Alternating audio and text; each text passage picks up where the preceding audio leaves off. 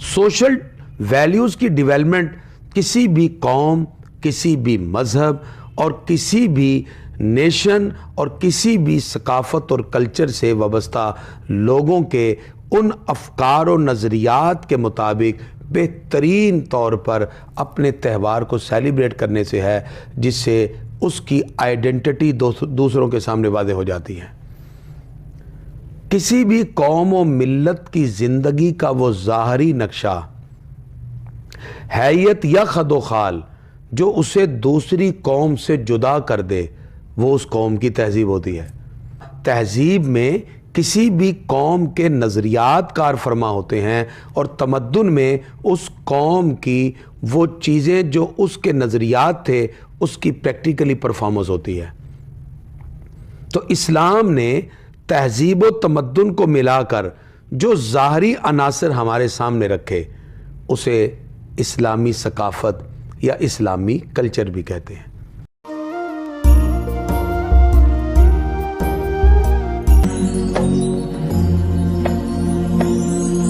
दीन इस्लाम में फेस्टिवल और उसकी सेलिब्रेशन का एक बड़ा खसूसी और करीबी ताल्लुक़ है। इस्लाम हमें डिफरेंट खुशियों को सेलिब्रेट करने से रोकता नहीं है। इस्लाम सेलिब्रेट करने के हमें उसूल बताता है।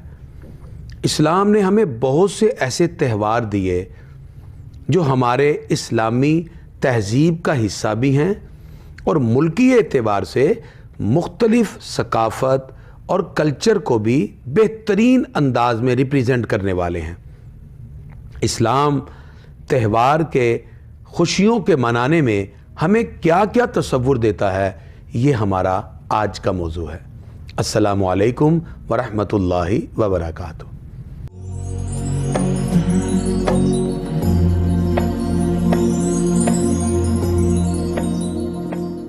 दीन इस्लाम उस खूबसूरत दीन का नाम है जो हमें बहुत से तसव्वुरात के साथ साथ मामलात की बात भी बताता है।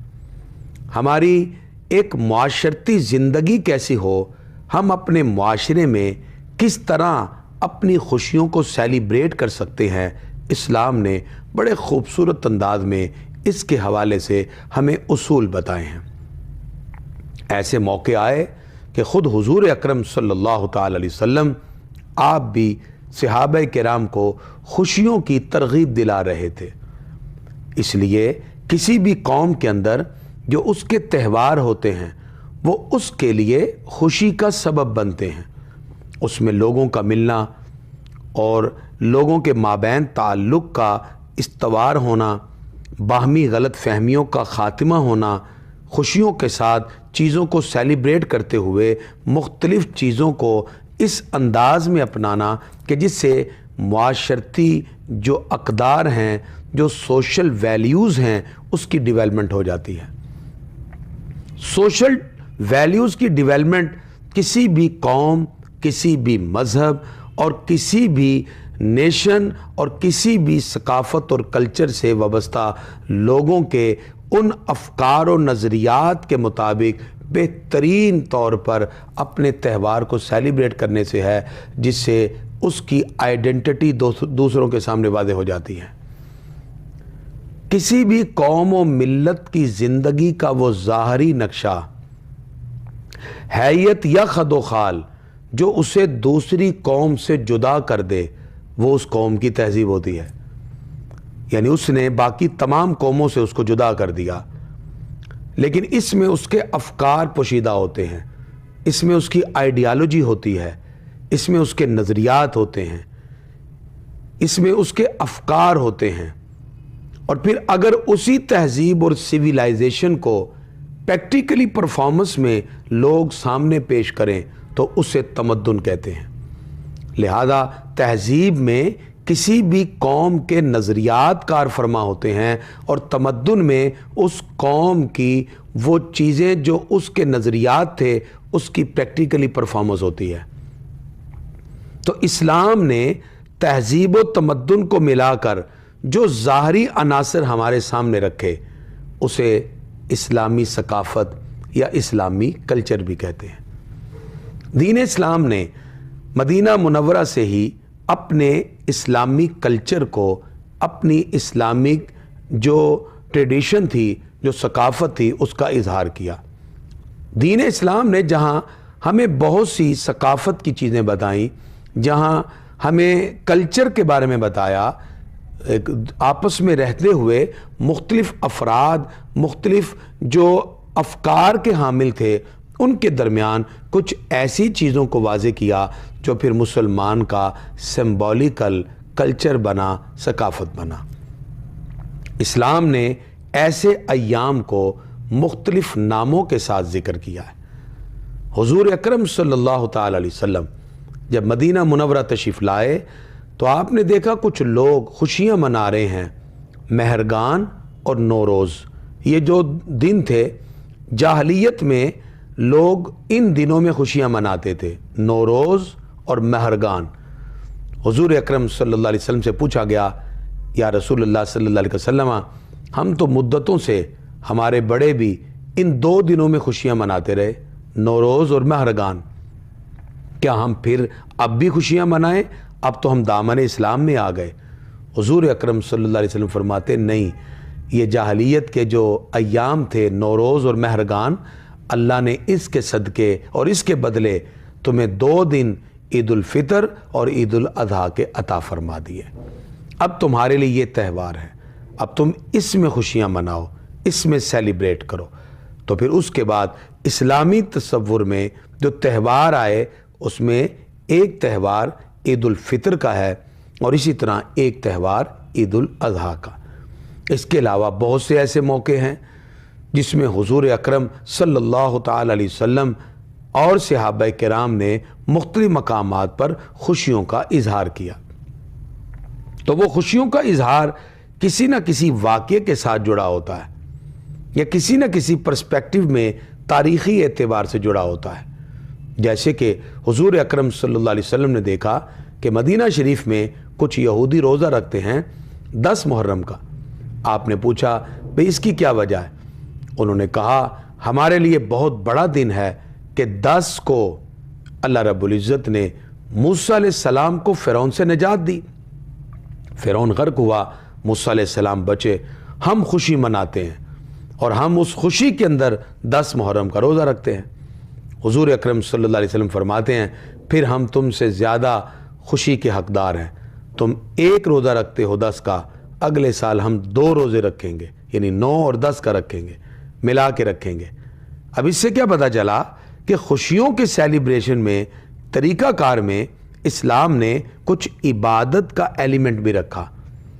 اب وہ تہوار، وہ دن، وہ ایام جو ہمیں ملتے ہیں، اس کے اندر ہمیں خوشیاں مناتے ہوئے کچھ نہ کچھ ایسی چیزیں بھی شامل کرنے کا حکم دیا کہ جو اللہ سے جوڑنے اور خوشیوں کو مناتے ہوئے اللہ رب العزت کی بارگاہ کے قرب کے لیے اور بارگاہ الہی سے ملنے والی نعمت پر اظہار تشکر کے لیے مسلمان اپنا کر اپنے رب کی بارگاہ میں شکر ادا کرتے ہیں۔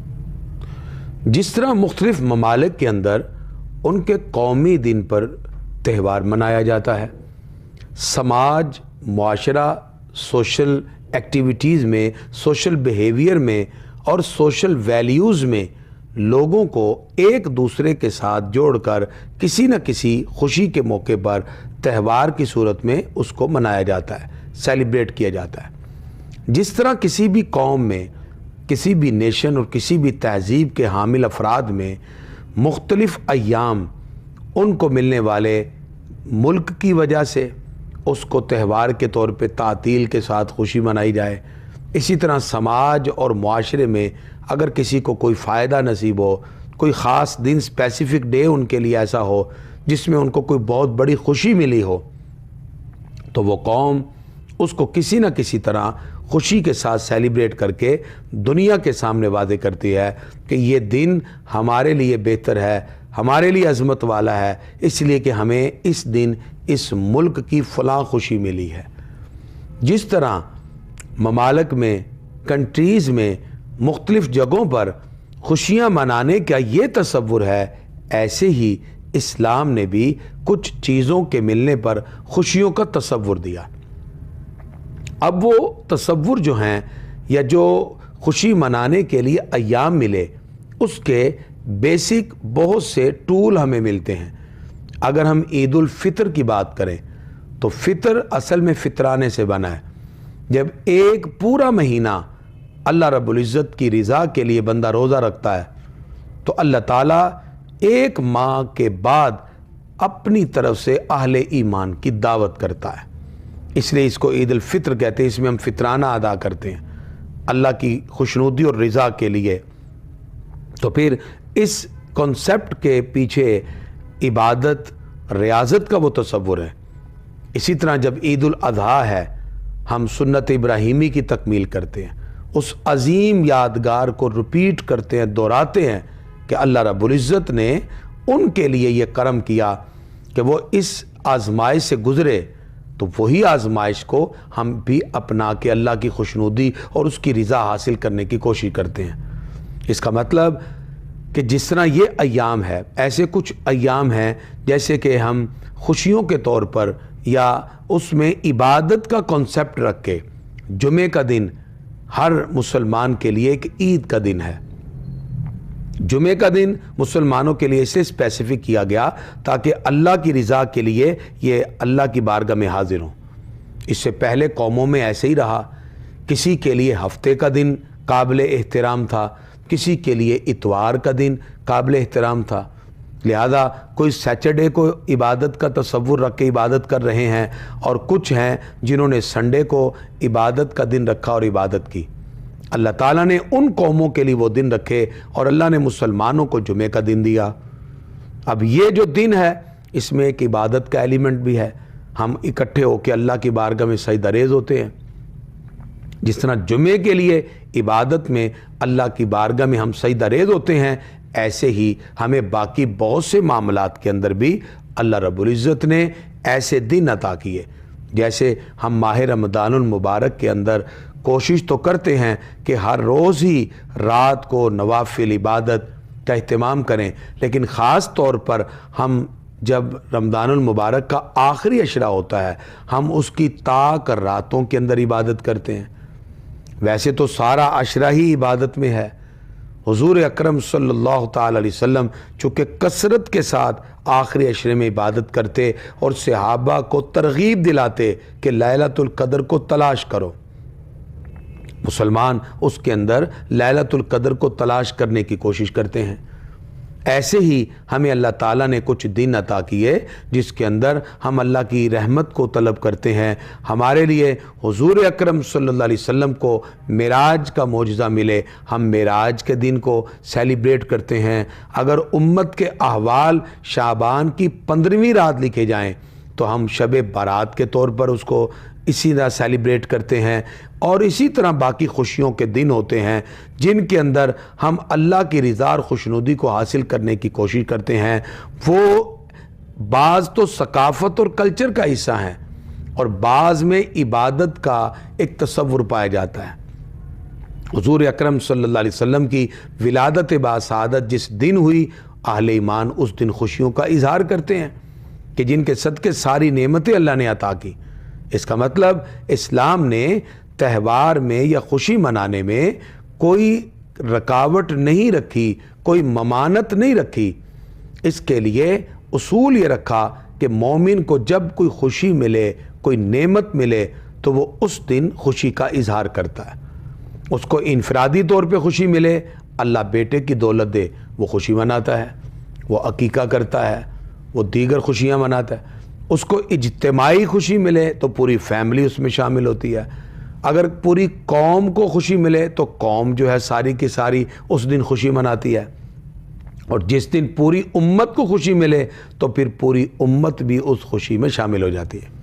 اس کا مطلب کہ دین اسلام نے ہمیں جو اصول دیے اس کے اندر ہمیں کچھ پیرامیٹر دے دیے، کچھ ہمیں ضابطۂ اخلاق دے دیے کہ تم نے تہوار منانے ہیں، سیلیبریشن بھی کریں، لیکن سیلیبریٹ کرتے ہوئے بس یہ ذہن میں رکھنا ہے کہ باؤنڈری لائن کو کراس نہ کیا جائے، شریعت کی مقررہ حدوں کو نہیں چھوڑنا۔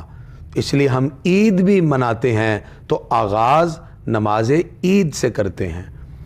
ہم اللہ رب العزت کے مقرر کردہ دن میں اگر ہم کوئی تہوار بھی منائیں، کوئی فیسٹیول کا اہتمام ہو، تو ہم اس کے اندر بھی اللہ رب العزت کو یاد رکھیں۔ اگر شریعت کے حدود اور باؤنڈری لائن کو کراس کر کے اگر ہم فیسٹیول یا کسی تہوار کا یا کسی خوشی کا اظہار کریں، اسلام پھر اس کی اجازت نہیں دیتا۔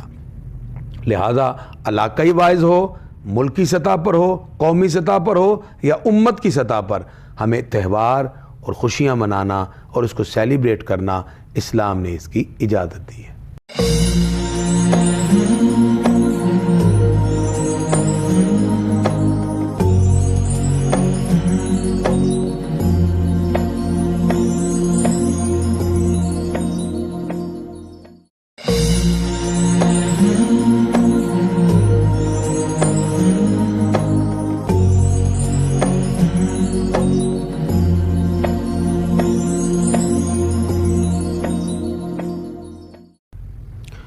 مختلف تہوار انسان میں سماجی وحدت پیدا کرنے کا ذریعہ ہیں۔ یہ جو سماجی وحدت ہے، سوشل یونٹی، یہ سوشل یونٹی انسان میں اس وقت پیدا ہوتی ہے جب ایک ہی عقائد، افکار، نظریات کے حامل افراد مل کر ایک سوشل یونٹی کے ساتھ ایک خوبصورت تہوار کو منانے کا عزم صمیم کرتے ہیں۔ مختلف تہوار مختلف ادوار میں آتے ہیں۔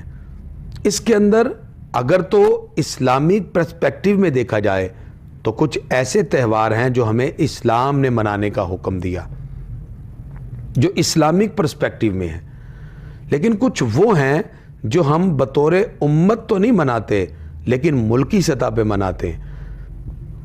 ملکی سطح پہ منائے جانے والے وہ تہوار، ان کا تعلق ہمارا کوئی ملکی سطح پہ ملنے والی خوشی ہے، وہ ہمارا کلچر ہے یا ہماری ثقافت ہے، جو کہ کسی ایک ملک میں رہنے والے افراد باہمی ملکی طور پر اپنے روابط کو مضبوط کرنے کے لیے یا اپنی کوئی ملکی نعمت کے ملنے پر خوشی کا اظہار کرتے ہیں۔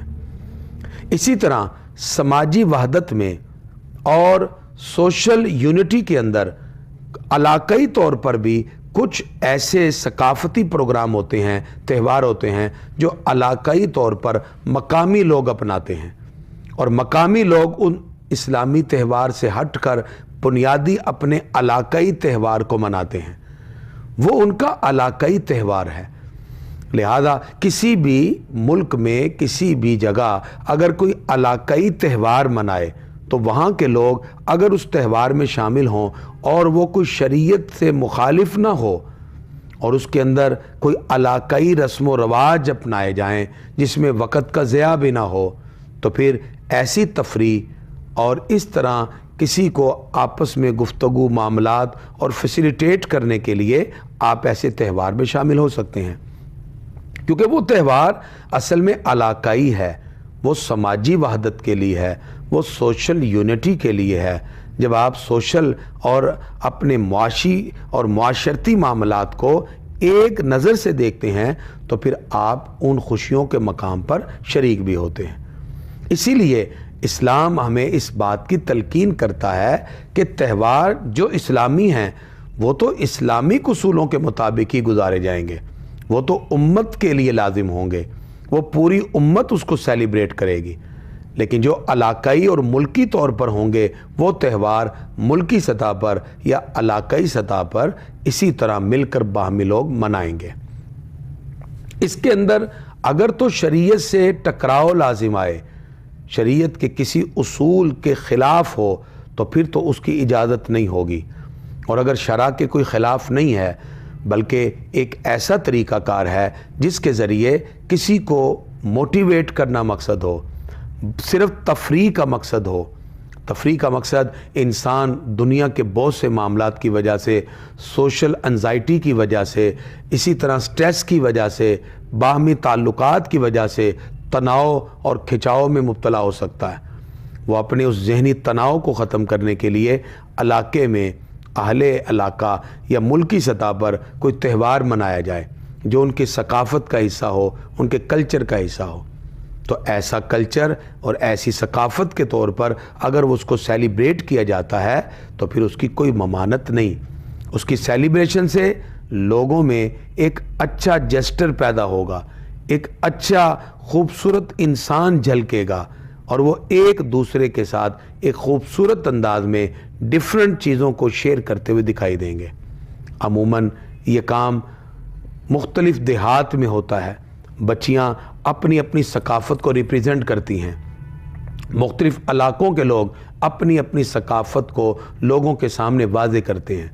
تو وہاں وہ اپنی اپنی لیمیٹیشن میں رہنے کے بعد اپنے علاقے کی ثقافت کا تہوار مناتے ہیں. تو وہ تہوار اگر شریعت کی باؤنڈری لائن کراس نہیں کر رہا تو اس میں کوئی ممانت نہیں. لہذا اسلام نے مختلف تہوار کو منانے کی اجازت دی.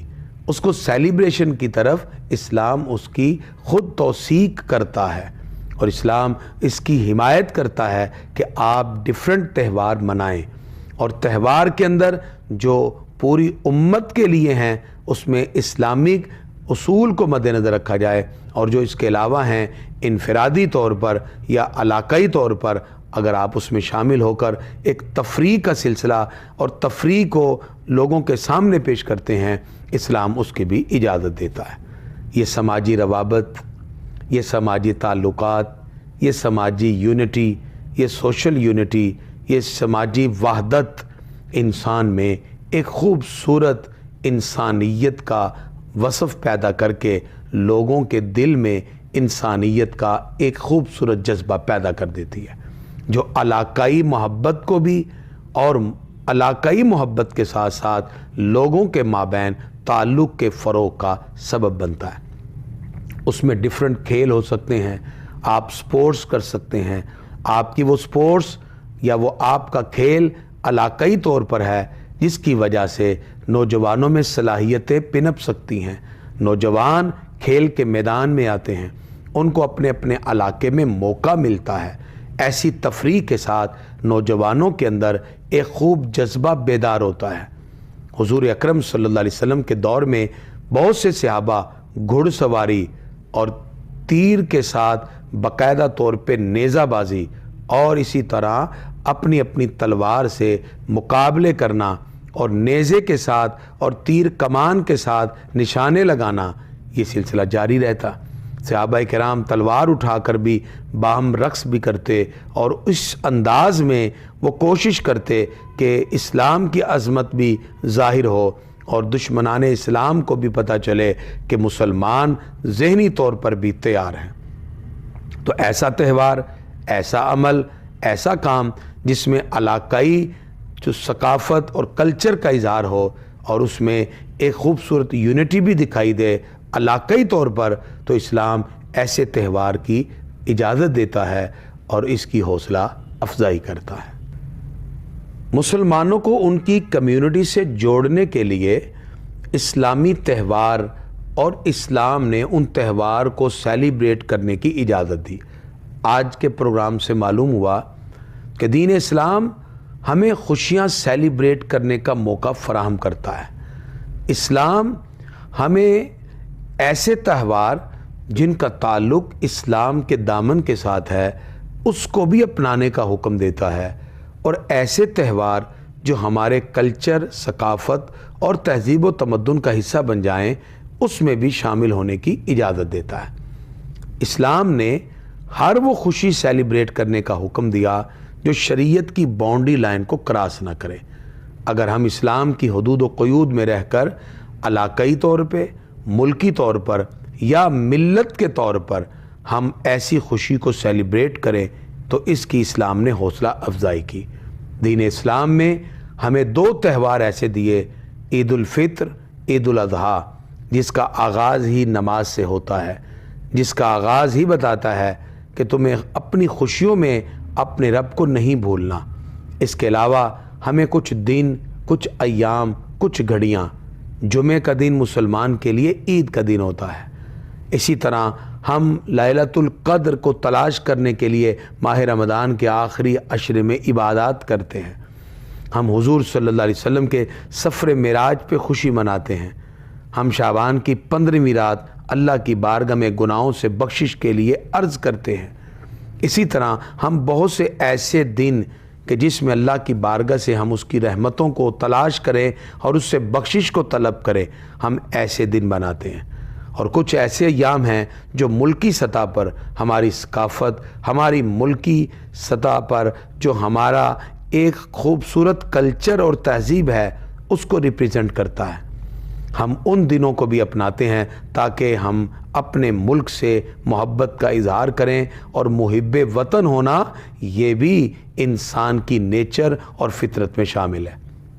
اس کے ساتھ ساتھ ایسے تہوار جو ہمارے لیے ایک خوبصورت سوشل کانٹیکٹ کے ساتھ ساتھ ایک سوشل یونٹی کا سبب بنے، جس میں سماجی وحدت پیدا ہو، جس میں سماجی یونٹی پیدا ہو، جس میں لوگوں کے مابین غلط فہمیاں ختم ہوں اور لوگ مل کر اپنے ملکی، مذہبی، علاقائی اپنے اپنے کلچر کا اظہار کر سکیں، ہم ایسے تہوار میں بھی شامل ہوتے ہیں اور شامل ہونے کی حوصلہ افزائی کرتے ہیں۔ اسلام چونکہ ہمیں خوشیوں کو سیلیبریٹ کرنے کا تصور دیتا ہے، خوشیاں منائیے، اسلام کے دائرہ کار میں رہ کے، یہی دنیا میں اور آخرت میں اخروی اور دنیاوی کامیابی کا ذریعہ ہے کہ ہم اللہ اس کے رسول کے احکام سے جڑتے جائیں۔